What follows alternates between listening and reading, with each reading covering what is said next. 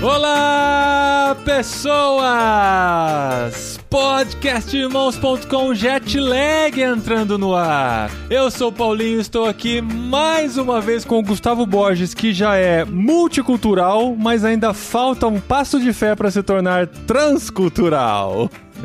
Que isso? Logo hoje que você me deu o prazer de apresentar a Adriana De Gaspari estreando no podcast Jetlag. Olha isso! Quem diria? Pra você que vem pro Jetlag pra se refugiar da minha voz, perdeu! Eu sou a Adriana e eu estou com minha amiga Beth, que mora na Espanha e me apresentou a famosa paella espanhola. Mais do que isso, ela nos apresentou a cava. A cava! Gente, que coisa maravilhosa aquilo! Ai, eu tô aqui para rebatizar o Paulinho, que agora vai ser Pablinho, porque tá indo pra Espanha. Pablinho, ficou ótimo. Sim, porque aqui ninguém na Espanha vai falar Paulinho. Sinto muito. Então, foi rebatizado. eu tô pensando nisso, se eu vou me apresentar como Paulo, como Pablito, aí daí parece aquele picolé da Nestlé, da Que Bom, sei lá. É Pablinho, então? Pablinho é o mais carinhoso? Eu acho Pablinho, porque assim, você pra Pablito é muito pequenininho, não é verdade? Quem te conhece pessoalmente sabe que você... Então a gente geralmente fala Pablinho assim, dizendo o contrário. Entendi. Porque você é grande, né? Então a gente vai ter que falar Pablinho. Olha que legal, pessoal. Nesse mês, nós vamos fazer uma coisa um pouco diferente do Jetlag. Na verdade, já fizemos isso em alguns episódios, né? O último episódio de 2019 e o último episódio de 2020, nós falamos de outros temas dentro do Jetlag e a gente vai fazer isso com mais frequência agora, para entrar em alguns conceitos, para apresentar um pouquinho mais dessa questão do trabalho transcultural, intercultural. E é por isso que a gente tem a Beth aqui com a gente. A Beth já participou de 2 episódios do podcast, um do podcast Cepal e outro do podcast Irmãos.com. Vocês vão lembrar dela, né, das nossas histórias sobre Barcelona. E se não souber, os episódios estão relacionados aqui nesse post. E hoje a gente vai conversar sobre um tema que a Beth conhece bastante, afinal ela está em outra cultura. E nós vamos falar sobre tudo isso: culturalidade, interculturalidade, multiculturalidade e transculturalidade. Não que tenha alguma coisa a ver com o que a gente está vivendo, com toda essa mudança que estamos passando na nossa vida, mas a gente vai falar sobre tudo isso aqui nesse Jetlag especial.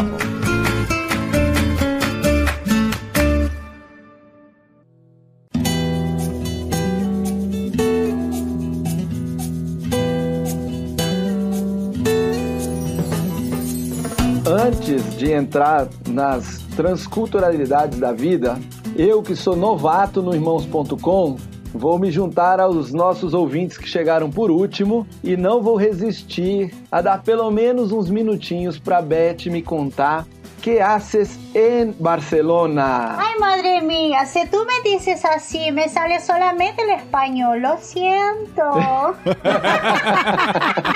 Não, tem que trocar a chavinha. Gente, na verdade, o lance é o seguinte, Gustavo. O que eu quero, o que eu desejo, o que o meu coração arde é que todo mundo aprenda espanhol. Por quê? Porque é um idioma falado em 21 países diferentes. E aquele que ama missões e tem Jesus no coração, ele tem que se empapar de uma língua como o espanhol ou qualquer uma outra língua. Você tá entendendo? A gente tem um grupo de nossos mantenedores, né, que é a cabineirmãos.com. O pessoal tá muito maluco pra aprender espanhol. Os assuntos lá, ultimamente, estão sendo tudo ao redor do aprendizado do idioma. Legal. Porque é realmente essa língua fascinante, né? Essa língua mais romântica, eu diria assim, que ela é bonita. E é impressionante isso, porque agora que a gente já está conseguindo se comunicar em espanhol, a gente não tinha se dado conta de como isso abre uma porta gigante, principalmente aqui na América Latina. De repente você descobre que depois lá do Paraná, do Mato Grosso do Sul, ainda tem muita coisa, né? Dentro da América, e você consegue se comunicar com todo mundo. É impressionante. Assim, o pessoal não tem, né, isso na cabeça, que são 21 lugares no mundo que se fala espanhol, né? E também na África, que é a Guiné Equatorial. Mas dizem, é uma estatística real, que até 2050, grande parte da população dos Estados Unidos vai ter aprendido espanhol. Então, assim, Gustavo, se você quer saber quem sou eu te digo, sou apaixonada por Jesus. sou missionária com todas elas leis que a gente diz aqui, mas sobretudo sou uma apaixonada por tudo que está relacionado à cultura, a idioma, à comunicação, e sou uma professora apaixonada. Isso que eu sou. A Beth, Gustavo, é legal que assim, ela tá na Espanha como CEPAL, né? A gente fez junto o treinamento de entrada na CEPAL. Sim, a gente tava junto. Ficamos lá em internados 12 dias no hotel. O pessoal fala, né, da pandemia e tal, mas a gente já viveu uma mini pandemia. O isolamento, né? A gente ficou 12 dias internado no hotel sem sair do hotel. Fazendo nossos treinamentos e tal. Então legal. A gente se conhece há muito tempo. A Beth tá muito ligado com a nossa paixão pela Espanha, né? Desde as nossas primeiras conversas. Ela já falou do desafio da Europa, o desafio da Espanha. Quando estivemos lá em 2019, visitamos ela e a Evne, que é a irmã dela, que vive em Barcelona. E a Beth, ela se encaixa, às vezes até acho que sem saber muito, mas ela se encaixa nessa nossa categoria de fazedores de tendas, né? Porque ela foi pra Espanha já com essa intenção de trabalhar lá, de usar a profissão dela pra servir e levantar seu próprio sustento. Eu não sei, eu digo que é sem saber porque a gente nunca conversou exatamente sobre isso, né? Sobre a Beth ser uma fazedora de tendas, mas eu tenho certeza que você tem essa consciência, né, Beth? Com certeza. E eu acho que é tão legal a gente poder conversar aqui num canal tão aberto como o de vocês, porque hoje em dia as pessoas pensam e têm um desejo no coração de sair, e eu creio que é importante as pessoas terem isso bem na cabeça, né? No sentido de que você é missionário, você pode fazer missões em qualquer parte do mundo, com a sua profissão, com aquilo que você é. É uma outra categoria que eu creio que a gente tem que começar a fomentar de uma maneira real, porque é o que cabe hoje em dia, né? Nesse mundo que a gente vive, é o que cabe, não tem outra. Com essa sua paixão de ensinar espanhol e que levar as pessoas a falarem o espanhol, que eu acho sensacional, só vou acrescentar um dado estatístico. O espanhol é a segunda língua nativa mais falada do mundo. Só perde para o chinês, porque aí o mandarim não tem concorrente, né? Mas como língua nativa, é a segunda língua mais falada, então tem muita oportunidade para quem fala espanhol. E você ensina espanhol. Sim, então, como eu tô dentro da área que a gente chama de filologia, que é língua, tudo que tá afim a essa língua,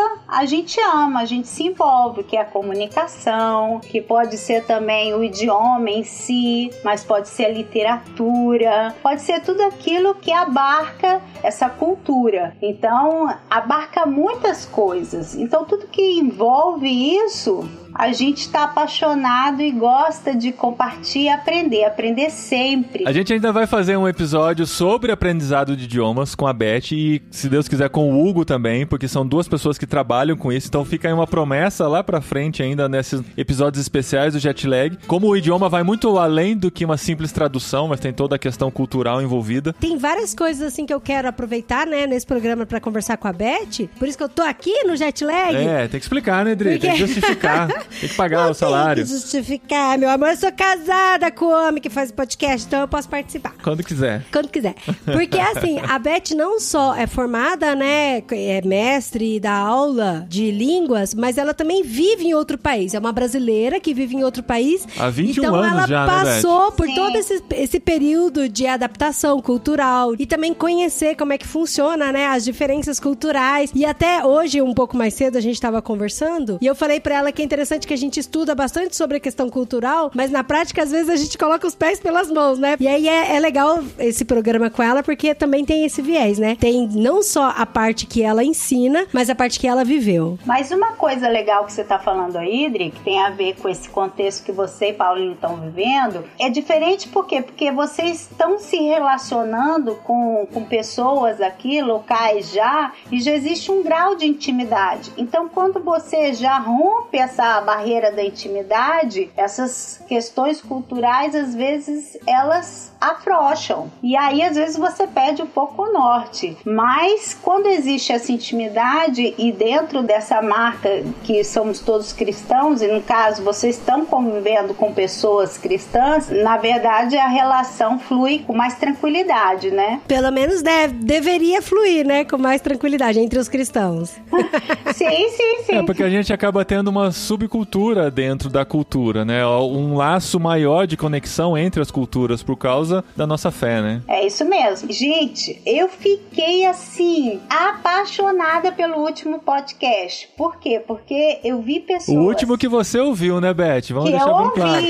É isso mesmo, que eu ouvi. Mas foi o último de 2020 com o Hugo e a Maressa sobre trabalho entre culturas. Sim, porque eu achei que vocês, assim, pincelaram tantas coisas importantes, mas eu queria, assim, pontualizar que a gente precisa pensar um pouco em 3 definições que, né, as definições sempre são vazias, mas que tem a ver com cultura, com multicultura e com interculturalidade. Porque é legal pensar nisso, né? Quando eu digo assim, Paulinho, dos irmãos.com, tem muita cultura... Eu quero dizer, na verdade, que Pablin, né, recém-rebatizado, ele tem um controle e um manejo de informação que é claro que a gente valora positivamente dentro de um grupo social, mas que está relacionado com conhecimento aprendido. Então, por isso que eu digo isso. Mas eu digo, por exemplo, que Paulinho e Adri, eles fazem um curso de língua espanhola. Então, supostamente, quando a gente fala sobre isso, a gente está falando e tentando definir uma cultura nacional, que são, na verdade, são elementos de uma seleção que são muito diversos, mas que estão basados em quê? Em uma história, dentro da sociologia de um grupo, né? Dentro de uma delimitação, às vezes, política, né? Você está falando de quando a gente se refere à cultura espanhola. Isso, a gente coloca, né? Parece que tudo dentro de um saco só. Que poderia ser a cultura brasileira, a cultura americana, que tem a ver com a concentração de costume, de tradições, né? De movimentos históricos, artísticos. Mas quando a gente fala no Brasil, por exemplo, conviveram muitas culturas. Então, o que isso leva a gente pensar? Às vezes a gente fala isso e às vezes a gente tem uma referência errada, simplesmente pela convivência dessas distintas culturas. Mas não necessariamente essa interpretação é a mais adequada quando a gente fala de multiculturalidade. Por quê? Porque normalmente o que a gente quer dizer é que em uma determinada zona geográfica convive muitas comunidades, muitas culturas. E além de tudo, uma coisa que eu vi que eu achei fantástica, que vocês comentaram nesse podcast, que estava o Gustavo e o Hugo, que a cultura em si não pode ser definida como algo rígido. Ela é muito ampla. Então você tem a sua cultura, né, que é a cultura que está inserida no seu país onde você vive, mas dentro dessa cultura existe a tua cultura, que tem a ver com as pessoas que você convive, com o lugar onde você mora, onde você trabalha, que tem a ver com o seu núcleo familiar, tem a ver com a sua esposa e tem a ver com você como indivíduo. Na verdade, esse termo multicultural tem a ver com essa multitude de grupos que genera, ou que gera, né, uma multitude de culturas, muitas culturas. Uma multidão, né, em português. Isso mesmo, vocês fazem a tradução, entendeu? São as multiculturas e as multilínguas que a Beth fala.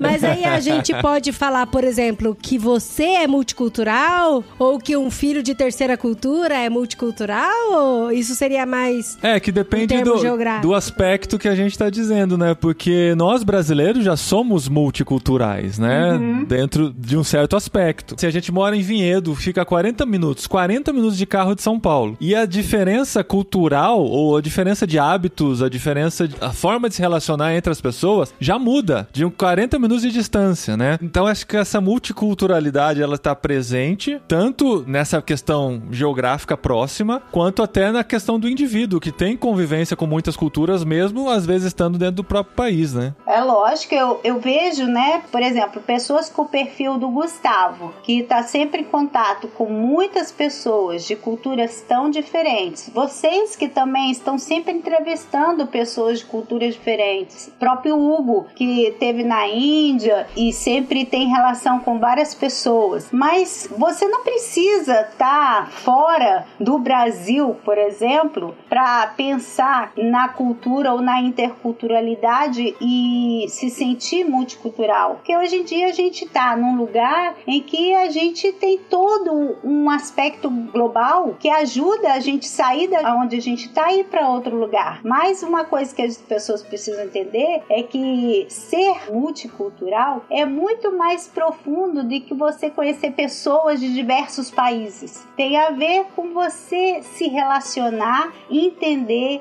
respeitar as pessoas que estão ao teu lado, que é o seu vizinho, que é a pessoa com que você trabalha, é a sua família, é o ambiente da sua igreja, das outras igrejas, de outras organizações, do outro equipe de futebol e etc. E na quebra de muitos paradigmas com os quais nós fomos criados, né? Que a gente às vezes cresce com alguns conceitos, alguns hábitos, que quando a gente vê uma pessoa fazendo algo diferente, a primeira reação que a gente tem é achar que é errado. É errado porque ela não está fazendo do jeito que eu sempre aprendi ou que eu fui criado, entendeu? É errado colocar uma máquina de lavar roupa no banheiro, porque na Itália tem máquina de lavar roupa no banheiro. Não, mas isso é errado mesmo. Mas não é, gente, a umidade estraga o eletrodoméstico, enfim. Ou é errado colocar o feijão por cima do arroz, o arroz por cima do feijão, sei lá, porque... O arroz por cima do feijão é errado, gente. Então, a Adri é muito mais inflexível nessas questões culturais, é por isso que eu tô aqui com ela pra ajudá-la na adaptação. Mas é interessante isso, eu vejo pelo pessoal mais velho, né? Nossos pais, por exemplo, eles têm mais dificuldade de aceitar algumas coisas que pra nós já são muito mais do dia a dia, ou com as quais a gente já teve contato e já viu que não é um bicho de 7 cabeças, né? E quanto mais longe você tem a oportunidade de viajar, mais você vê essas diferenças, né? Quando eu estive lá na Malásia, em Singapura e tal, eu já fui preparado com essa cabeça de eu vou ver coisas muito estranhas, mas nada nos prepara o suficiente pro que a gente realmente vai ver, né? Porque é realmente uma outra forma de pensar, uma outra forma de enxergar o mundo que não é necessariamente errado, só é diferente e a gente tem que estar aberto pra entender e aceitar. E respeitar, que é o mais importante, né? Não, quer ver? Eu vou jogar uma coisa aqui,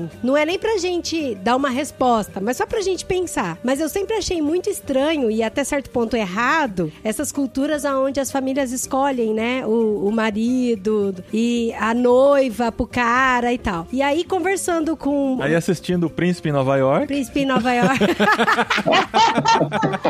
Não foi, é porque a gente... Não foi. Mas a gente participou de um evento 2 anos atrás, que é o GMC, que foi um Congresso Global de Mobilização. E aí eu lembro que a gente conversando com uma pessoa lá, que eu não lembro quem que é, e a pessoa falou assim, a gente acha tão estranho as culturas onde as famílias, os pais escolhem as esposas pro marido. E aí um dia eu tava conversando como pastor com uma pessoa assim, na mesa lá do GMC, onde tava tendo discussões sobre cultura, e a pessoa falou assim, que esse negócio de é estranho, que é errado, vai de cultura pra cultura. É muito ocidental, né? Por causa dos filmes, por causa das obras, que sempre tem aquela ruptura, né? Da pessoa que não aceita que aquilo aconteça e ela mesma escolhe o próprio parceiro. E aí o cara pegou e falou assim na mesa, gente, meus pais me amam muito. Meus pais me conhecem desde que eu nasci.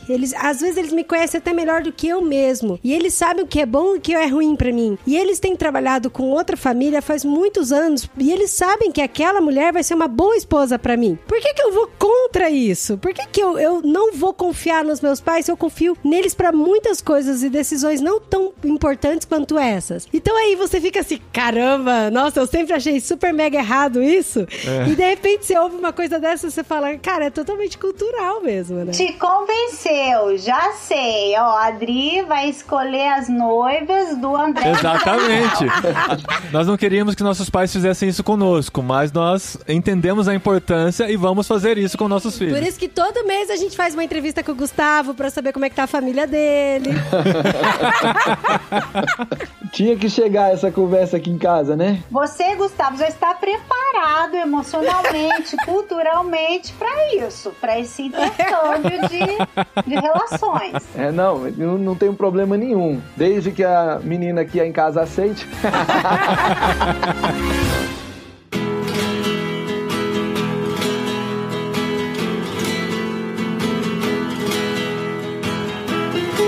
Quando a gente está falando que a gente é multicultural, eu queria trazer como a gente se torna multicultural, porque você viver num ambiente multicultural vai te ajudar, mas você pode viver naquele ambiente aguerrido, preparado para a batalha, você pode viver naquele ambiente pronto para se entregar e mudar a forma como você é, ou para você se integrar. Foi muito interessante, a gente já entrevistou o Leandro, um podcast lá atrás, e ele vive no Oriente Médio, e ele é um brasileiro cristão que vive nessas cidades modernas do Oriente Médio, que tem gente de vários lugares do mundo, e tem muitas lá ultimamente. O petróleo ajudou a criar um ambiente para atrair pessoas do mundo todo, e ali a gente vê pessoas tendo que viver e se integrar numa comunidade muito multicultural. Muito. Não é assim, a cultura, como o Paulinho foi lá em Singapura, eu já estive nas Filipinas, lá é uma cultura muito diferente, mas seria eu dentro de uma cultura muito diferente. Agora a Beth, ela vive numa situação parecida a essa lá do Oriente Médio. A cidade de Barcelona, salvo engano, é muito multicultural. Tem gente do mundo inteiro nessa cidade. A gente chama de Nova York europeia. Olha aí. Com menos frio. É verdade. Menos frio, mais chato. Então, Beth, como é que é você se integrar nessa multiculturalidade? Beleza, você aceitar até certo ponto, você respeitar. Como é que é esse processo de você se integrar? Viver o tempo todo com gente de culturas diferentes demais. Não só todo mundo é de uma e você é de outra, mas cada um de uma.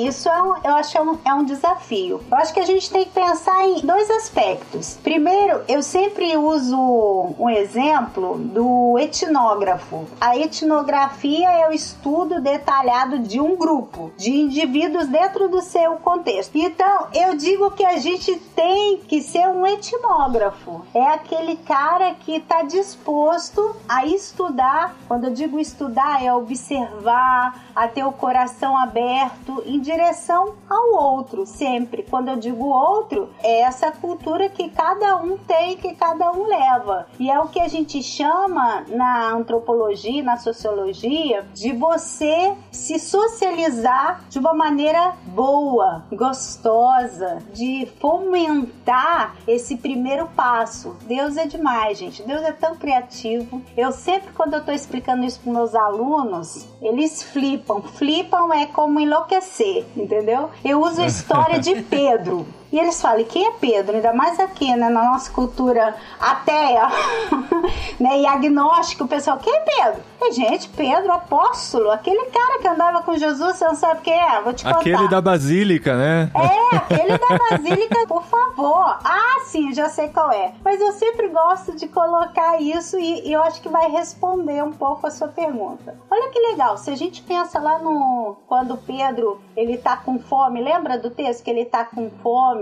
E aí ele fica meio grogue assim, ele começa a sonhar com uma barbacoa. Um lençol descendo do céu, né? Isso, aí tem a barbacoa. Barbacoa, né? É churrasco, né?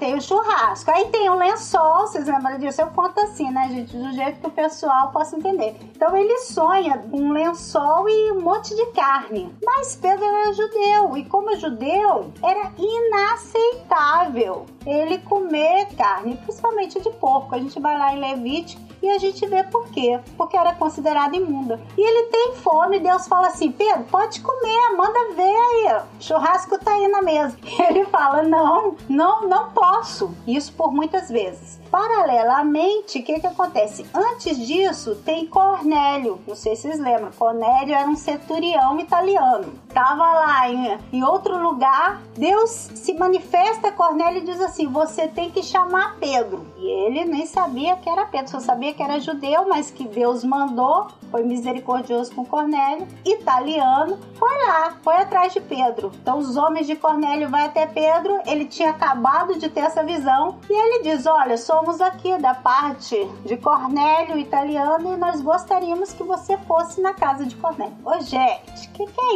isso? Um judeu não se mistura com ninguém. Pedro só vai lá porque quê? Porque Deus mandou. E se Deus mandou, ainda que aquilo ia contra totalmente a sua cultura, os seus costumes, ele foi. E quando ele chega lá, tá toda a família de Cornélio esperando ele, porque eles sabiam que através de Pedro eles iam receber uma notícia. E então cai a ficha de Pedro e ele entende que ele estava ali. Por quê? Porque Deus queria que ele revelasse o evangelho de Jesus para aquela família. Gente, a igreja primitiva começa com a família de Cornélio. Uhum. Então, ele vai lá, fala de Jesus para essa família, todo mundo aceita Jesus e aí começa o que eu chamo da verdadeira interculturalidade, dessa socialização rica que Pedro faz sem saber porquê, amando de Deus, mas que Jesus já fazia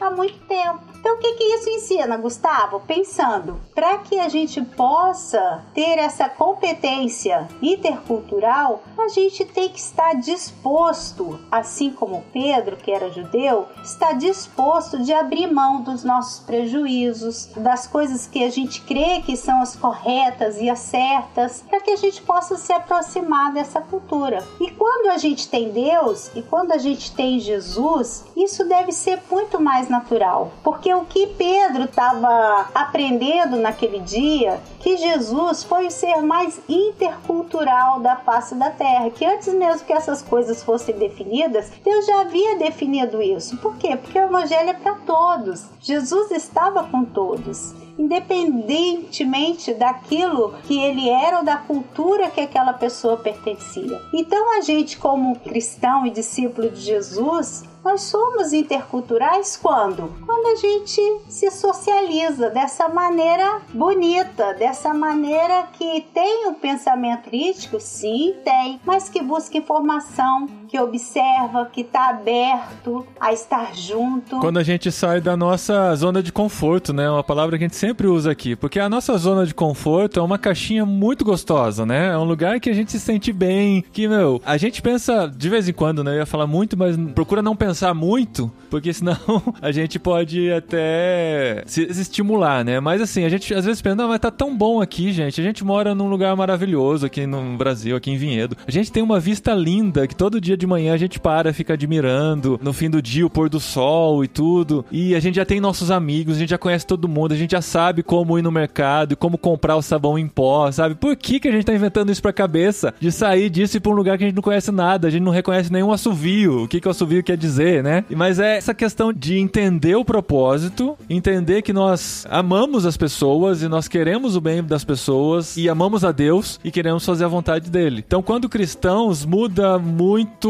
essa perspectiva, né? Nós não estamos indo pra tentar a vida, pra ter sucesso profissional, nem por nada disso. A gente está indo simplesmente porque a gente entende, como Pedro, que Deus nos chamou para esse propósito e a gente quer sair desse conforto para poder cumprir esse propósito. E é doido porque uma vez eu conversei com meu pai e eu tava falando com meu pai, né? Falei, nossa pai, a gente tá indo pra longe, né? Pra Espanha e tal. E ele falou assim, filha, é porque a gente tem uma cabeça de ficar pensando em continentes e em povos. Mas se você muda essa cabeça, em vez de pensar em continentes e em povos, e pensa que é um grande guarda-chuva, onde todos nós somos filhos de Deus, a gente só tá indo pra um lugarzinho um pouquinho mais longe. Mas é que é tudo uma grande família, são todos seres humanos, sabe? Ninguém tem duas cabeças, três... Se bem que pode ter, né? Então, ninguém é tão diferente a ponto de você não se reconhecer como ser humano na outra pessoa, entendeu? E aí isso me trouxe tanta paz, assim, no coração, de falar, caramba, a gente é tudo ser humano. Tem essa questão cultural, né? Dri, eu tenho certeza que o propósito de Deus para cada um de nós é que nós possamos ser seres interculturais, total, para alcançar o outro. E esse outro é indiferente a cor da pele dele, é indiferente a forma que ele fala, que ele atua, é indiferente o idioma que ele fala, é indiferente tantas coisas, porque ao fim e ao cabo, se Jesus Ele veio por mim, por você e veio por todo mundo. E esse todo mundo é muito amplo. Então, quem é a gente para limitar isso? Esse propósito de Deus na vida da gente. Então, Deus criou um homem para ser uma pessoa que alcance a todo mundo, assim como Jesus. Então, Gustavo, eu te expliquei isso. Como que a gente alcança essas pessoas? Como a gente vive numa cidade como Barcelona? Sendo um pouco como esse Pedro, deixando a comodidade, se metendo com as pessoas, tentando observar desde esse papel de etnógrafo, mas observando e dando essa abertura ao outro. Eu hoje de manhã, na minha devocional, estava lendo a carta de Paulo aos Coríntios. 2 Coríntios, lá no finalzinho do capítulo 5, nessa versão que eu estava lendo em inglês, traduzido para o português. Então, tem tanta tradução que... Você vai fazer a tradução? Vou fazer a tradução. Depois aí os tradutores de Bíblia que me julguem. Eu gostei demais porque estava escrito assim: Deus nos deu a tarefa de contar para todo mundo o que Ele está fazendo. Nós somos representantes de Cristo. Eu fiquei assim um tempo parado, refletindo sobre isso, sobre essa tarefa de contar para todo mundo. E contar para todo mundo envolve isso que a gente está falando, de você entender as outras culturas, de você viver dentro de um ambiente multicultural, que seja com pessoas de vários países ou que seja com pessoas do país que você está, mas que vem de caminhos diferentes, de regiões diferentes, de grupos diferentes, mas você está aberto a falar. Eu acho que quando nós estamos querendo representar Cristo, a gente tem que abrir o nosso coração, abrir nossa cabeça e começar a falar da forma como que o outro vai entender. E para a gente conseguir falar disso, a gente precisa ouvir como o outro fala, como o outro interpreta, como o outro vive. E eu acho sensacional a gente conseguir fazer isso mesmo em tempos de pandemia, de forma online, estar conversando com pessoas como a Beth, como a gente já conversou com tanta gente, e nos nossos trabalhos, nos relacionamentos, para a gente ir aprendendo e quebrando esses paradigmas no caminho. E aí a gente vai aprendendo a viver num mundo multicultural e a gente começa a ser mais intercultural. Mas aí, Beth, uma cidade como Barcelona, ela é muito mais multicultural do que uma cidade como, sei lá, Linares, pra onde a gente vai.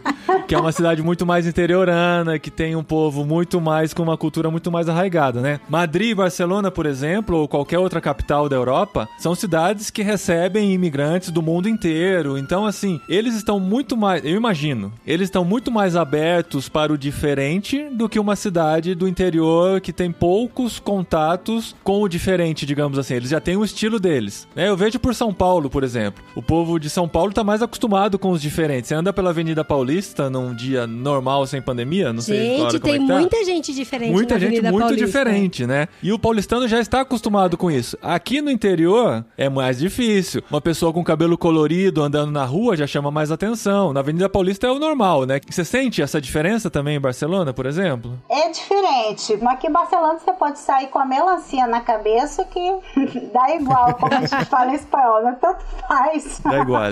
Eu lembro, Paulo, uma coisa interessante. Eu lembro em Granada, antes nós vivemos os últimos 14 anos aqui em Barcelona, mas antes nós vivemos em Granada. E eu lembro, há 21 anos atrás, quando nós estávamos pela rua e aparecia, por um acaso, aparecia uma pessoa negra, as pessoas olhavam do outro lado da rua com espanto e até mesmo com medo, porque não estavam acostumadas a isso. Por mais que seja perto do norte da África. Sim, lá. Sim, mas é outro mundo. E uma coisa interessante que ainda aqui nas grandes cidades a gente tem mais oportunidade de lidar ou conhecer com pessoas de tantas culturas diferentes, isso não quer dizer que você tem uma competência intercultural. Ou seja, aquela pessoa que tem uma competência intercultural é aquela que está disposta a se abrir ao outro, a conhecer essa cultura, a não jogar com estereotipo, a não olhar o outro com preconceito, mas estar aberto a ele. Então, existe também termos como respeito e tolerância que às vezes você encontra, né, nessas grandes cidades, nesses grandes centros, mas que às vezes são falsos. Por quê? Porque ao fim e ao cabo, por exemplo, o espanhol, ele tem como cultura algo muito, muito arraigado de que ele só convida uma pessoa para estar no núcleo dele, que já é fechado, que é a sua família, se realmente ele tiver muita intimidade com você. E isso tem a ver com a cultura, mas tem a ver também com essa limitação de uma competência intercultural. Porque quando você tem essa competência aberta na sua mente, no seu coração, você está sempre disposto a ceder em prol do outro, de entender o outro, de estar com o outro, de suportar aquilo que para você é diferente, que não é cômodo, né? Então, eu vejo ainda a Espanha e ainda Barcelona, uma grande cidade, Madrid, uma grande cidade, ainda muito aquém dessa competência cultural. Uma coisa é que eu tolere e aceite, entre aspas, né? Uhum. Essa multidão de culturas. Outra coisa é que eu me envolva, que eu prove. Por exemplo, uma característica engraçada aqui do espanhol, que eu acho muito legal aí no Brasil, é que o brasileiro, ele vê as coisas legais do outro, ele adapta a sua cultura e manda ver, né? Eu acho incrível. Por exemplo, uma pizza no Brasil é uma escola de samba, é uma loucura. Eu nunca vi uma pizza em lugar nenhum, nem na Itália, tá? Ah, na Itália é massa, molho e queijo. Então, as pizzas do Brasil é uma escola de samba. Eu acho aquilo uma loucura, eu acho fantástico. Aqui, por exemplo, eu lembro, há 20 mil anos bolinhas atrás, eu e minha irmã, nós tentamos vender brigadeiro.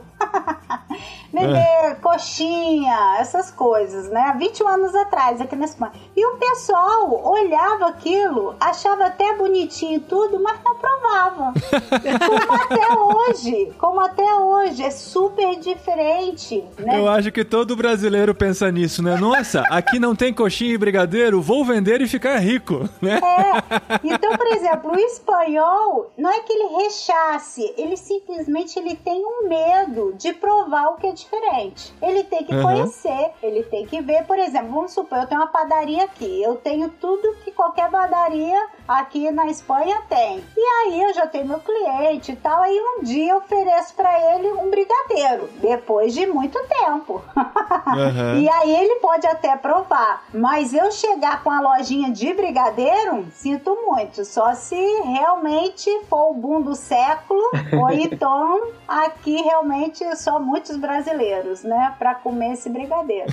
Então eu acho que é uma coisa que a gente tem que pensar muito, né, porque a competência intercultural vai muito mais aquém daqui simplesmente você aceitar que a pessoa esteja no mesmo espaço que você. E a questão da gastronomia é muito forte para adaptação cultural também, né? E para, talvez eu até fale um termo errado, para ganhar o respeito culturalmente entre aquela civilização, entre aquela comunidade, não é? Porque assim, eu lembro que o Cassiano, ele trabalhou já na aldeia indígena e tal, e assim, uma diferença cultural bem grande, né, daqui da cidade, e ele falou que uma das formas para você ser aceito culturalmente naquele local era você partilhar da mesma comida, dos mesmos hábitos que ele. E muitas vezes isso era muito difícil, né, mas que é importante pro outro se reconhecer em você e aí você ter um direito de fala naquela comunidade, você ter um direito de participar de fato daquilo, né. E é engraçado que eu queria contar até mais uma outra historinha pequenininha de quando eu era criança. O meu pai, ele sempre gostou muito de visitar os tios, assim, mais velhinhos, que não tinha muito contato com quase ninguém. Meu pai sempre foi, assim, um cuidador de pessoas, né? E até hoje, né, amor? Sim. Ele visita um monte de gente, ele leva presente, ele conversa. E aí, ele, em todos os lugares que meu pai estava, ele nunca recusava um cafezinho. Aí, eu lembro uma vez que a gente estava aqui, próximo de Campinas, já era a quarta casa que a gente estava visitando, e a pessoa falava, eu vou passar um café pra você, Elise. E meu pai, nossa, que delícia, eu quero. E eu olhava pro meu pai, você já tomou 4 cafés em 4 casas diferentes? Daí ele falava que, através do café, onde as pessoas se sentiam assim, eu estou cuidando de você e a gente pode bater papo e ter uma conversa. Daí eu lembro que a gente foi visitar uma senhora, eu era muito criança, né? E a senhora era quase cega, assim, ela não enxergava quase nada e tal, né? E aí meu pai pegou e foi lá na casa dessa pessoa. Agora eu tô assim, é meio confusa. Eu não sei se meu pai contou a história pra gente quando a gente era criança ou se realmente eu estava no lugar, mas enfim. Já vai se misturando na memória, já vai se né? misturando. E aí ele pegou e foi visitar essa senhorinha, quase ceguinha, num barraco de madeira, bem simples e tal. tal. E ela, Elise, eu vou servir um café pra você e tal, né? E aí ela pegou e fez o café quentinho, no bule e tal, e ela pegou e serviu numa xícara. A hora que ela serviu numa xícara, tinha uma barata dentro da xícara. E ela não viu. E ela não viu, porque ela tava quase cega. E aí meu pai, ele tentou dar uma disfarçada, porque a mulher já não enxergava direito, pra jogar a barata fora. Só que como ela sentou, abraçou o braço do meu pai assim, como ela ficou muito perto do meu pai ficou meio sem graça de fazer isso. E meu pai falou que ele assoprava a barata e tomava um gole de café. Ele assoprava a barata e tomava um gole de café. Ele falou que ele aparava a barata no beiço de cima pra tomar. A hora que ele terminou de tomar, ele falou: nossa, que cafezinho gostoso, especial que você fez pra mim. A mulher falou: é mesmo, Elísio? Toma mais um pouquinho. E colocou. E eu lembro que meu pai contou isso pra gente. Eu fiquei tão chocada. Eu falei: ai, pai, credo, porque eu morro de medo de barata, né? Ele falou: filha, aquela mulher depois virou pra mim e falou que foi o dia mais especial na vida dela, que fazia muitos e muitos anos que ninguém tomava um cafezinho com ela, que tinha uma tarde tão gostosa. E meu pai tinha essa questão, sabe? De ser ouvido pelas pessoas. Então, tudo que ele falava, as pessoas ouviam e falavam: não, mas é o Elísio que tá falando. Então, vamos prestar atenção, sabe? Aí eu achei isso muito legal pra essa questão cultural, sabe? Eu acho, Adri, que o seu pai, sem conhecer todas essas definições, essas coisas que a gente tá falando, ele é super competente interculturalmente. Por quê? Porque essa história é a prova disso, né? Se fosse eu não teria nenhum problema. Eu pegava a baratinha do café, entendeu? Amassava na minha mão assim, matava e tomava um cafezinho sem problema. Olha só, Adri, temos muito que aprender. Que em casa quem mata as baratas sou eu, mas daí a matar no dente, aí eu já não sei se eu tinha coragem. Ô, gente, se eu contasse pra vocês as coisas que eu já comi nessa minha vida, e eu amo cozinhar, então eu sou um ser assim. Eu acho que quando eu nasci, Deus falou assim: essa aí vai ser cidadã do céu de verdade do mundo. Eu já comi coisas tão raras, e eu tenho muita curiosidade, então eu não me importo. Já comi cabeça de macaco, entendeu? Os cessos do macaco assim, com uma família hindu. O pessoal, quando viu a cara do macaco, quase morreu. Eu falei: vamos lá, senhor, vamos provar também, né? Coisinhas assim. Mas uma coisa que a Adri falou, tem um comercial da Coca-Cola que eu gosto muito, eu acho muito legal, porque é o pessoal que vai tirando as cadeiras, as mesas, e vai colocando essas cadeiras e mesas na rua e vai sentando. E aí vai sentando um monte de gente de tudo quanto é jeito, tipo, idade, nacionalidade ao redor dessa mesa. Então, eu acho que a mesa é um momento tão especial em que o próprio Jesus também nos ensinou a que a gente pudesse aprender dessa competência. Por quê? Porque ali é onde você comparte a sua intimidade, comparte os seus gostos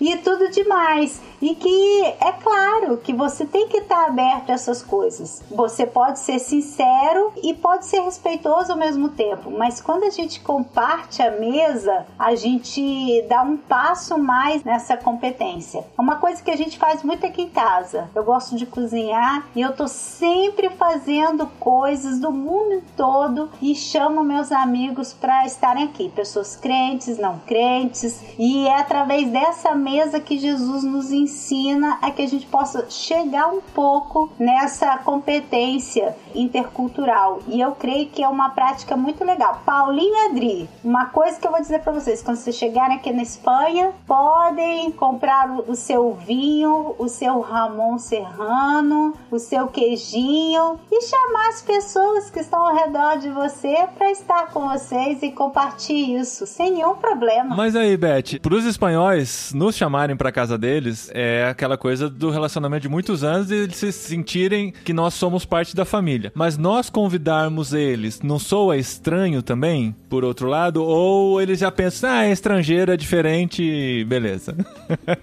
Eu acho que, é claro, né? Você tem que ter um certo grau, não de intimidade, mas de se conhecer. No caso de vocês vão estar indo para uma comunidade mais pequena, em que eu creio que essas coisas são muito mais naturais. Eu creio que, ainda que aqui as pessoas não estão acostumadas a esse tipo de convite, na minha experiência, Paulinha, eu vou te dizer, aqui em casa muita gente vem, né, pra comer com a gente. E a resposta sempre é muito positiva. Eu nunca recebi um não. Ainda que a preocupação do espanhol é que, se você foi tão gentil ao ponto de compartilhar algo tão íntimo, ele vai ter que fazer o mesmo. Mas, às vezes isso não acontece, fica tudo bem, ou então ele acaba te convidando também e você começa a se relacionar com essa família de uma maneira diferente. Eu digo às pessoas, faça. Sabe por quê, Paulinha, Adri e Gustavo? Porque o não a gente já tem, né, famoso? Sim, mas não é por isso. O que Jesus fazia?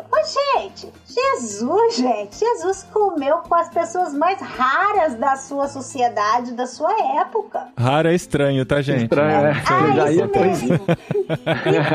É que estranho é outra coisa em espanhol. É isso mesmo. Então, por que a gente não vai fazer? Por que a gente se corta? É claro, desde o respeito, desde a educação, do tato. A gente tem que ter isso. Mas eu creio que a gente deve ser lançado, como a gente diz em espanhol, e a gente deve imitar Jesus. A gente assim imita Jesus. E Jesus era expert de comunicação intercultural. Aqui na Tente, a gente sempre fala muito sobre hospitalidade. É um tema que eu gosto demais. Essa oportunidade de compartilhar a mesa, de compartilhar um tempo de qualidade com as pessoas. E eu tava pensando aqui, enquanto vocês falavam, agora em tempos de Covid, que a gente tem que sair na rua de máscara, a única hora que você sai de casa e tira a máscara é na hora que você vai comer. Não é interessante esse fato? Você convidar seus amigos para ir comer num restaurante, chega todo mundo mascarado, mas a hora que senta, você tira a máscara. É aquele grupo da intimidade, aquele grupo onde você não tem medo deles, nem do que eles podem trazer para você. Você está aberto a compartilhar com eles a refeição e aquele ambiente não tem saída. Pode ser que o garçom venha com máscara, que todo mundo esteja com máscara em volta, o grupo da mesa está sem máscara, e é ali onde você consegue compartilhar e falar do evangelho, falar das coisas que aquecem o nosso coração. Mas eu ainda quero trazer um último ponto, porque a gente está falando o tempo todo de compartilhar e de entender a outra cultura, de viver no mundo multicultural, mas a gente falou no começo que existe um outro termo chamado transculturalidade. Essa transculturalidade é muito diferente. Onde que ela se encaixa no ambiente onde eu tenho que me transformar um pouco a minha cultura, ou pelo menos entrar na cultura do outro, quando eu estou vivendo multiculturalmente? O que é esse processo da transculturalidade? Uma coisa que eu acho legal nisso é a gente pensar que essa transculturalidade não tem nada a ver em que você perca a sua identidade. E a sua identidade, para aquele que tem Deus no coração, é filho de Deus, essa identidade, ela é plena. Você não perde essa identidade. Você tampouco perde o fato de você ser brasileiro, suíço, espanhol, índio, o que for, você não perde. Então, é a capacidade que a gente tem de se mover entre culturas. Quando eu digo entre culturas, desde entre o índio, como o chinês, o japonês, o brasileiro, o americano, como igualmente o meu vizinho, o meu irmão, o meu tio, as pessoas da minha igreja, do meu trabalho. Então, isso se define mais ou menos dentro desse contexto. O que você acha, Gustavo? Sensacional, sensacional. Como que a gente pode manter a nossa identidade? E quando a gente tem a firmeza na nossa identidade, e a gente tem falado isso muito ultimamente nos treinamentos da Tente, qual a nossa identidade, né? Quem somos nós? Nós somos brasileiros? Beleza. Nós somos filhos do fulano e da fulana? Beleza. Nós somos esposos, somos pais, mas são várias facetas dessa identidade maior, que nós somos filhos do Deus vivo e que a gente pertence a essa cultura original, que é a cultura do Senhor. E ali a gente tem que se manter firme no momento de atravessar a cultura, de estar em contato com outras culturas. Não não necessariamente porque eu tenho que aceitar ou devo respeitar e até conviver com a outra cultura, muitas vezes curtir a outra cultura, aprender, como eu sempre gosto de falar, eu morei na Argentina e aprendi a tomar o chimarrão argentino e a fazer churrasco do jeito dos argentinos, e eu tomo chimarrão todos os dias, até hoje, já fazem anos. Espera aí, que isso é um dado importante. Vou apontar isso aqui, que quando eu for no Brasil, eu tenho que ir lá visitar o Gustavo para ele fazer um churrasco à moda argentina. Está apontado. Isso, pode vir. Aqui em casa, quem não veio ainda, não provou, porque quem veio já provou.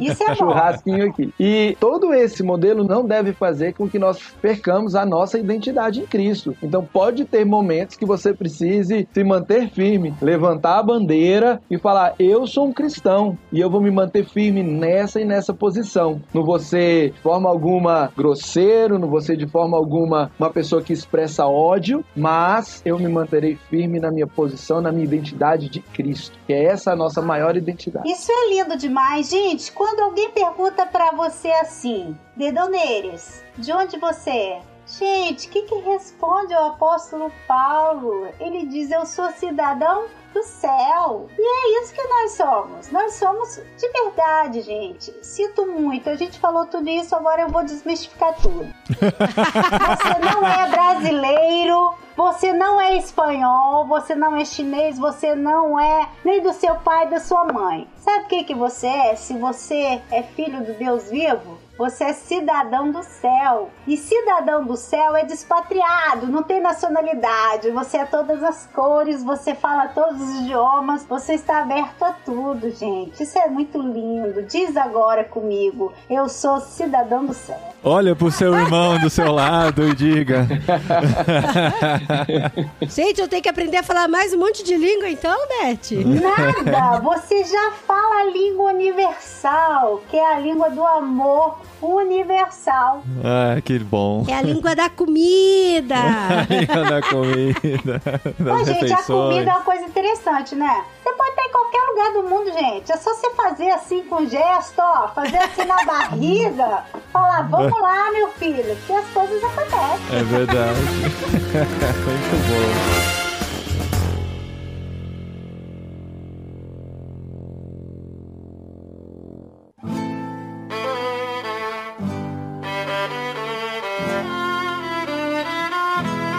Ô Beth, e você como fazedora de tendas também oferece algumas aulas online, né? Inclusive nesse momento de isolamento social, ficou ainda mais fácil de ter acesso, né? Suas aulas de espanhol, nossos filhos fazem aula de espanhol com você. Gente, amam, mais bonitinho, eles amam. Amam a aula. Pra fazer o Daniel acordar cedo feliz, só a Beth mesmo. Só a Beth, é verdade. Gente, eu amo dar aula pras crianças. A Beth e a Lolita.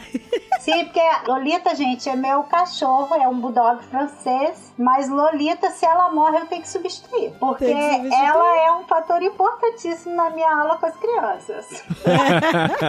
Bom, eu tenho muitas crianças, quem sabe eu vou encher sua agenda e sua grade. Professora, viu? É engraçado que a Beth tá toda empolgada. Olá! E a Lolita no colo dela. Ela ama as aulas, gente. Muito bom! Ela ama a aula, dá pra ver. Mas, Beth, não é só pra crianças que você dá aula, pra adultos também, e inclui toda essa, entre aspas, imersão, né, cultural da Espanha e tal. É isso, gente. Eu acho que eu animo a todo mundo a aprender, não só espanhol, mas qualquer língua. Eu sou apaixonada, gente, por impartir classes, dar classes, que a gente diz em espanhol. E quando a gente é apaixonada, tanto faz ser criança, se é velho, se é adulto, se o perfil que for. Que ao fim e ao cabo, eu tenho certeza que Deus me criou simplesmente para amar essa cultura, amar essa língua. E se você está disposto a aprender e está disposto a começar a pensar nessa possibilidade, eu digo sempre, isso no outro papo a gente vai falar. Como a gente enche um coração missionário? Como a gente começa a amar missões? Se tem uma ponte para que você possa começar a amar missões, é aprender uma língua. Pode ser qualquer. Então, gente, quem quiser, a gente tá aí pronta para servir, pode ser criança, assim, cachorro eu nunca dei aula, mas a gente pode tentar, entendeu? A gente discipula, dá aula, não só de espanhol. E para entrar em contato, Beth, pelo seu Instagram, melhor, que seu sobrenome é tão difícil de pronunciar, mas o link para o seu perfil... Professora Beth é fácil. É Beth. Eu não sei, acho que é Beth Burguignon. Gente, Instagram é uma diversão, né? Aquele negócio ali. A gente põe tips pro pessoal e pra gente mesmo rir e se divertir. Sigam a Beth no Instagram, ela dá as dicas de espanhol e você pode entrar em contato com ela. É Beth Burguignon, que eu vou soletrar o Burguignon aqui, ó, Bourguignon, mas o link está no post desse programa, é só clicar no nome dela, no post desse programa irmãos.com, você entra em contato com ela, conhece o trabalho dela, pode também contratar essas aulas direto da Espanha, hein? Com toda a culturalidade possível. E, gente, de verdade, vocês podem contratar a aula, mas a gente é missionário, né? Se você quiser conversar, se você quiser saber coisas, sem nenhum problema, lá no Instagram ou no Facebook, ou então em qualquer um desses lugares, ou até mesmo perguntando Paulinho e a Adri, pode conversar, ligar, se eu tiver tempo eu vou estar aberta a conversar com vocês, sem nenhum problema, tá bom? Que legal. Não, a Beth é uma amigona mesmo e recomendo vocês entrarem em contato com ela. Não entra todos de uma vez, porque senão não dá conta também, mas dá um oi lá e vai trocando mensagem. Eu sei o seguinte, ô Gustavo, eu sei que irmãos.com, eu sei que Paulinho e Adriana é muito famoso, porque, olha, esse podcast que a gente fez há não sei quantos anos atrás, 2017. Bolinha, tá? Bolinha atrás, eu sei que até hoje aparece às vezes alguém aqui, você que é aberto. Eu falo, o que é? Brasileira. O que é? Não, é que eu ouvi você lá naquele irmãos.com. Eu flipo que o pessoal ouve. Eu acho o máximo, olha, gente. Que bom. Deus abençoe vocês, sempre. E o meu sonho dourado é que vocês possam, dentro de um tempo, fazer em espanhol muito podcasts. Se Deus assim permitir. Vamos ver. Estamos chegando, se Deus quiser, estamos chegando. Sim. Já teve o primeiro ensaio. Pro fim do ano a gente já faz um segundo ensaio, mais por dentro do ambiente, né, Paulinho? Até o fim do ano eu espero estar mais fluente, né? Aí a gente pode fazer mais um bate-papo, não só uma entrevista, né? Com as perguntas mais travadinhas, mas talvez um bate-papo mesmo. E Gustavo, o que a Tente tem em abril pra nós? Bom, o nosso Go Discover, que eu falei no episódio passado, a gente começa agora em abril essa turma, e ele é exatamente um curso que vai te ajudar a entender a sua identidade e como você pode trabalhar tudo que Deus tem falado no seu coração para que nós possamos levar o nome dele e contar sobre ele para todo mundo. Então você entre lá no site da tenteinternational.org e procure Go Discover. Lá vai ter todas as explicações, tem em inglês e tem em português, mas o curso é todo em português. Começa agora no mês de abril. São 6 meses de curso com encontros mensais, com tarefas, com mentoria individual, mentoria em grupo. É um programa bem completo que tem tudo a ver com isso que a gente falou. É uma preparação. Deus vai nos preparando dia a dia e o tempo certo de ir, nós iremos. A Tente pode ajudar. A gente tem um outro programa que funciona chamado Go Ahead, que começou também agora no mês de abril com a preparação individual de quem quer ir para outro país, usar a sua profissão, usar a sua oportunidade de estudo, oportunidade de abrir uma empresa para compartilhar o evangelho, mas ainda não foi, ainda está precisando de orientações sobre como ir, como desenvolver seus dons e talentos. E esse programa Go Ahead aí é uma mentoria totalmente individual que a gente relançou agora em abril de 2021. O programa tinha dado uma pausa, a gente foi redesenhar ele, repaginar, e ele tá bem bacana, cheio de atividades muito legais. Gustavo, esse episódio está entrando no ar dia 6 de abril e o Go Discovery tecnicamente começou ontem, dia 5 de abril. Dá tempo ainda da pessoa entrar? Dá tempo sim, pode entrar. Mesmo que você perdeu o nosso excelente encontro de ontem, você pode entrar essa semana, se inscreve e a gente te atualiza e te coloca na mesma página dos colegas, porque são 6 meses de programa. Não é porque você está entrando com 2 dias de atraso que você não vai conseguir acompanhar. Muito bom! Muito bom! Legal, Gustavo, e vamos botar uma añadido aí. Vamos acrescentar uma coisa aí. E se você se apontar, você pode vir tirar férias com a tia Beth, a tia Evne, a Lolita e a vovó Elvira. E você pode fazer uma imersão de tudo aquilo que vocês aprenderam aí no curso, sem nenhum problema. Olha aí, parceria, hein? Acabamos de firmar uma parceria entre as irmãs Bourignon e Atente. E Atente. Muito bom. Vou fazer os Ghost Cover agora. É a roupa você que lave, né? É lógico, meu filho, você não sabe, o missionário aqui em casa, nas Bourguignon, ele sai pronto pra qualquer lugar do mundo. Isso é verdade, Beth. E ó, e se você ainda não é missionário de qualquer lugar, se for nas Bourguignon, já era. Foi assim que começou a nossa história com a Espanha, viu, Gustavo? Se você tem na casa da Beth. Vem pra cá que a gente dá um jeito nisso, entendeu? A gente te abre. Aqui em casa tem um mapa enorme, a gente já começa a olhar pra ele, orar, empossar. Você sai daqui pronto já. Já sai comissionado já. Já.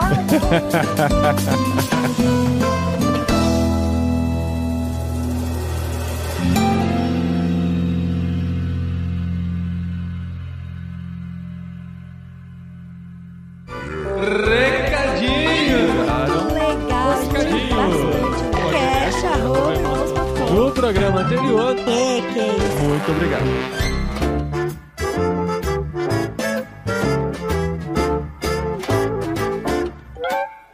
Recadinhos, esposinha! Recaditos, mi carinho!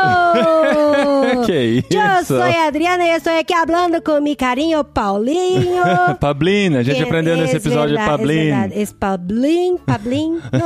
Não vou acostumar chamando você. Não. Como diz meu amigo, ele fala que quando eu vou falar espanhol, eu pareço o ligeirinho. O ligeirinho. Ligeirinho. Não, mas gente, eu tô brincando, não precisa fazer assim com a voz, né? É que tem o espanhol mexicano, né? Que dá essa gingada maior. Sim, acho que você tem a ginga mexicana. Eu acho que o espanhol da Espanha é mais assim, mais sério, né? Assim, mais tipo, sério. Vamos Hola descobrir. persona, eu estou aqui falando com mi amigo, mi pareja, mi carinho Pablin. Acho que é mais assim, né? Isso, gente, porque nós estamos a caminho da Espanha. Sim, quando gravamos esse episódio, já estávamos também, né? Mas ainda estávamos em Vinhedo, antes da nossa mudança. Agora nós já entregamos nosso apartamento. Sim, agora a gente não tem nada. Não tem nada. Como eu disse pros amigos, né? Nós não temos mais casa, não temos mais carro, não temos mais móveis, mas temos capacetes de Star Wars que são muito mais importantes. E uma toalha Don't Panic, pra nos lembrar todos os dias. Pra não entrar em pânico. Então, nós estamos aqui em Piracicaba até o dia 21 de abril, passando esses últimos dias aqui, dando aquela organizada final, fazendo aquela última triagem pra nossa viagem pra Espanha, no dia 22 de abril. Dia 21 a gente vai pra São Paulo. E dia 22 a gente vai pro aeroporto. A gente não sabe se a gente vai voltar pro Brasil do aeroporto ou se a gente vai seguir rumo a Lisboa, né? Voltar pro Brasil, porque assim, né? Porque é uma emoção, né, gente? É sempre uma emoção. É sempre com emoção, né? É, por isso que a gente tá aqui nos recadinhos, primeiro pra pedir que vocês orem com a gente por esse processo todo, porque, não sei se vocês já perceberam, mas nós estamos no meio de uma pandemia. Sim, e nós escolhemos o melhor momento pra fazer essa viagem. Gente, e é muita emoção, porque assim, abre voo pra Espanha, fecha voo pra Espanha. Abre voo pra Espanha, fecha voo pra Espanha.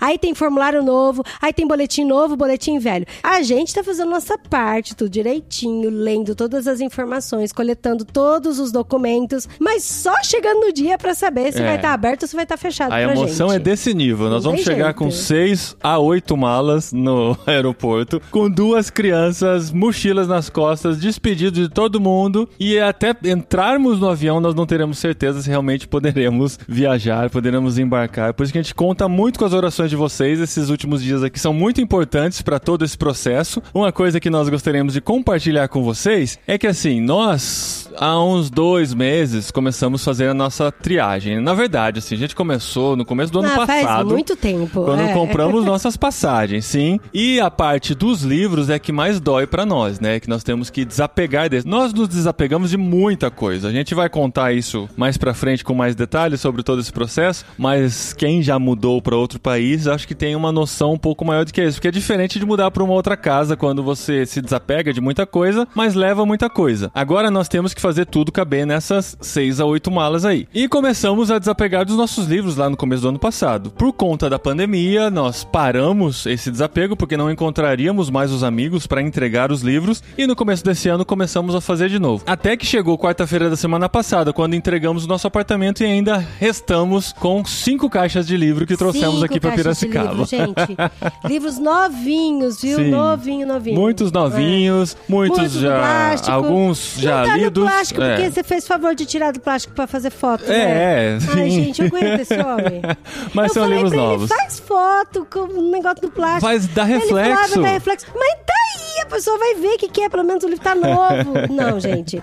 Batalha perdida pra mim, tá? Mas assim, o que nós decidimos fazer nesses últimos dias aqui é fazer uma última triagem, tanto de roupas que pretendemos levar. Ao fazermos as malas para trazermos pra cá, nós ainda vimos que temos muitas coisas que ainda podemos nos desfazer delas, mas a parte de livros nós queremos compartilhar com vocês e abrir para todo o Brasil, porque o pessoal do Clube Ictus nos deu o caminho das pedras de como enviar livros para todo o Brasil. Então, a gente quer disponibilizar uma lista no nosso Instagram de todos os livros que ainda temos, os quais não poderemos ou não conseguiremos levar para a Espanha, porque vamos levar alguns para a Espanha, né? Mas muitos vamos desfazer. Nós colocaremos a lista em nosso Instagram e eu gostaria que você desse uma olhada e visse quais te interessam para nós mandarmos para você. Não dá para mandar... então, a gente tem algumas regrinhas, porque são importantes também, né? Nós não somos uma livraria, uma distribuidora de livros, e a gente não tem toda a condição de fazer essa distribuição de uma maneira mais abrangente. Então não vai ter como você escolher um livro, eu quero o livro do Tom Sawyer e manda pra mim aqui no Pernambuco. Não, de Tom Sawyer a gente não vai vender. Eu só dei um exemplo. Eu quero os 3 da Anne Green Gable lá, que é a Anne de Cabelos Ruivos. Cabelos Ruivos, Quero o David Copperfield do Dickens, que a gente tem também. Mas eu tô querendo dizer que vai ser difícil a gente mandar um só. Então você vai pegar e vai escolher alguns que dê um valor de R$100 pelo menos pra nós podermos enviar pra você. E a gente não vai cobrar nem pelo frete, mas você vai escolher lá esse livro, deu R$100, a gente manda pra vocês. Uma que a gente vai ficar muito feliz dos nossos filhos literários, não foram escritos por nós, mas são nossos filhos também, porque nós adotamos eles por um tempo. A gente vai ficar muito feliz de ficar com um ouvinte nosso, e você vai nos ajudar também nessa carreira final aqui de mudança pra Espanha, e todos os gastos que vão aparecendo e ainda vão aparecer chegando lá, a gente tem certeza disso. Então você vai contribuir financeiramente com a gente também. E olha só, e você ainda vai ganhar um imãzinho de presente pra colocar na sua geladeira. Aquele imãzinho de missionário, sabe? Família segurando a bandeira do país e tal, com os contatos. É bonitinho, claro que é bonitinho. E a gente vai mandar pra você inteiramente grátis, olha aí. Não vai precisar pagar nada mais por isso. Eu vou colocar no Instagram, mas eu vou colocar no post desse episódio também a nossa planilha que nós vamos atualizando conforme as pessoas vão encomendando e tal. Eu não sei como que vai rolar isso, tá? Vai ser a gente vai colocar no Google Drive, nos docs lá do Drive, e a gente vai atualizando em tempo real. Conforme a pessoa encomenda, a gente já coloca lá encomendado, e o que não estiver marcado como encomendado, você pode encomendar. Se der tudo certo, vai funcionar. Mas as pessoas não vão ter acesso ao Google Drive, né? Vão.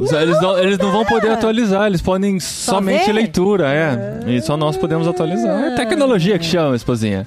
Perceberam que estamos decidindo on the go essa estratégia, porque nós estamos em todo esse processo mesmo aqui, cuidando de tantas coisas, cuidando de procuração, documentação, e exames, e dentista. E ficar acessando boletim em espanhol, pra ver conferindo se o voo ainda está confirmado. Nossa, a gente está no meio desse processo e você pode participar dele também adquirindo aí nossos livros e também fazendo parte da nossa cabineirmãos.com, onde nós damos em primeira mão todos os detalhes de tudo que está acontecendo com a gente. Você fica sabendo dos próximos episódios antes deles irem pro ar, recebe o link antes também do episódio editado, conhece várias curiosidades e bastidores sobre irmãos.com, e para participar você precisa se tornar nosso mantenedor a partir de R$15. Para saber mais, entre em irmãos.com/cabine e faça parte de tudo isso também. Isso aí, eu espero todos vocês na cabine de irmãos.com. A gente quer aquela cabine lotada, saindo pelo ladrão. Mas a gente tá muito feliz com todos que estão lá também. É uma família, né? A família cabineirmãos.com. E semana que vem a gente tá de volta. Não deixe de acompanhar a gente nas redes sociais e de se preparar junto com a gente para essa grande aventura que estamos prestes a viver. E aonde será que estaremos na noite do dia 22 de abril? Vamos ficar nessa expectativa.